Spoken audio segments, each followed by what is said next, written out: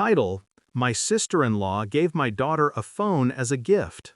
I found out she'd been texting her for months saying, "I wish you were my daughter." 3 weeks later, she tried to take her out of school, and when that didn't work, she came for her at night. Start: My sister-in-law tried to take my daughter. I didn't realize how quiet a house could feel until the night I found her shadow standing outside my daughter's window. That was the moment everything snapped into place. The texts, the gift, the sudden closeness. The moment I understood she hadn't been loving my daughter, she'd been grooming her, and I have been watching her do it without knowing. The night she came for my daughter, I was already awake. I'd been awake for 3 weeks, ever since I discovered what she'd been doing. So when the floorboard outside my daughter's room creaked, my pulse didn't spike. I didn't panic. I had prepared for this. I watched her silhouette freeze as the security light snapped on, illuminating her face. Her eyes weren't wild, no. They were hopeful, like she truly believed my daughter belonged to her. That was the part that made my rage settle into something colder. I used to trust her. That's what still tastes bitter. She was my husband's sister, sharp-tongued, lonely, opinionated, but never dangerous. She had no children of her own and often clung to mine like borrowed warmth. In the beginning, it felt harmless. An aunt who gave too many gifts, who volunteered too often for school pickups, who hugged my daughter a little longer than necessary. I ignored the small things. That's what betrayal feeds on, the small things you excuse. I used to welcome her into my home. I used to call her family. The phone changed everything. She gave it to my daughter as a surprise gift. Pink case, glitter stickers, her number already saved under Auntie Love.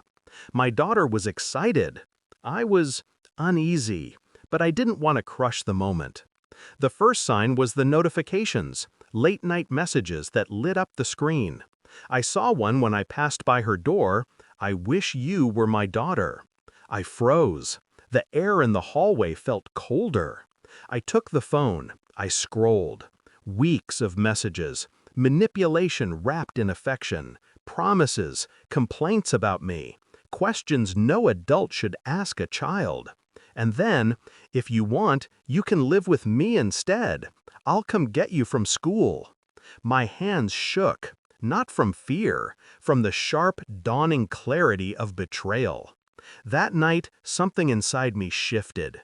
Not broken, reshaped. I didn't confront her. People like her thrive on chaos and emotion.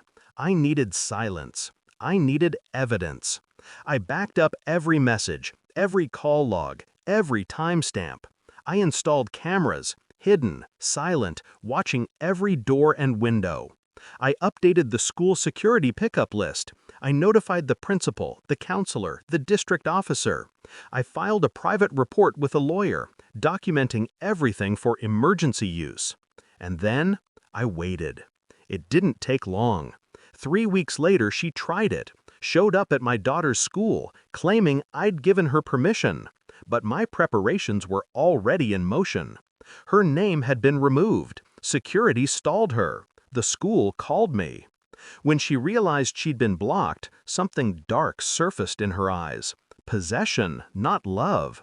That's when I knew she wasn't done. So I prepared for the second attempt.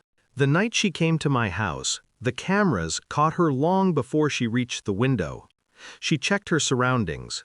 She carried a small backpack, my daughter's favorite color.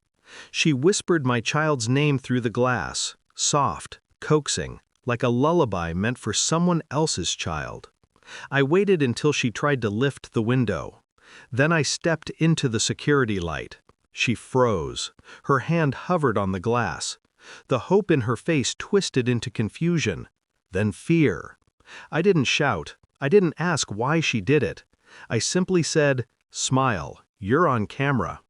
Her gaze flicked up to the lens. She understood instantly. 2 officers stepped out from the side of the house, neighbors, off duty, already briefed and waiting at my request. She gasped my name, tried to explain, but her own words betrayed her.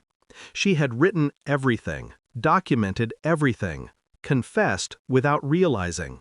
They escorted her to the car, her voice unraveling into frantic, broken pleas. I watched without blinking. The confrontation didn't happen in the yard. It happened later, at the hearing. She sat across from me, pale, trembling, eyes begging for forgiveness she hadn't earned. My husband couldn't even look at her. Our daughter stayed home, guarded and safe. The judge read the messages aloud. Each one felt like a knife she had been hiding in her smile. When "I wish you were my daughter" echoed through the courtroom, her face crumpled. When "I'll come get you from school" was recited, she closed her eyes. When the footage of her at our window played, she broke completely. No screaming, just collapse. The restraining order was granted instantly. Mandatory psychiatric evaluation. Criminal charges pending. Her power died in that room. Mine didn't. People ask if I feel bad for her, if I miss the person she used to be. But the truth is, she killed that version of herself long before I ever pressed record. She chose obsession over family, manipulation over boundaries, fantasy over reality. And I chose my daughter. I chose vigilance. I chose precision.